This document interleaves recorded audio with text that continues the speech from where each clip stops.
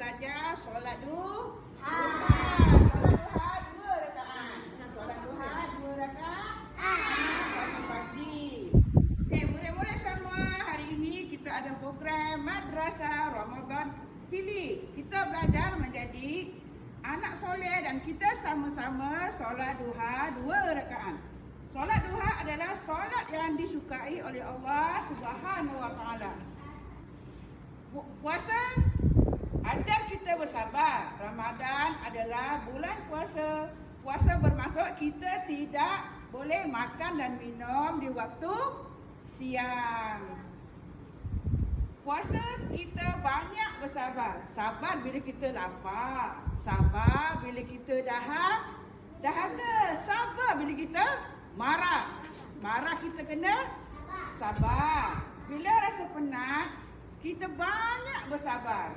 Anak-anak mesti jadi anak yang sabar, soleh, seronok bersedekah. Sedekah memberi kepada orang lain. Contoh sedekah apa? Infak duit, makanan,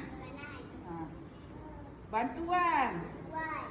Sedekah, kita sedekah pada orang miskin. Okey, contoh.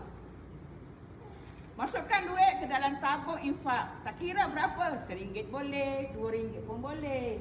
Kongsi makanan dengan kawan-kawan. Walaupun sedikit, kita dapat pahala dari Allah Subhanahu wa taala.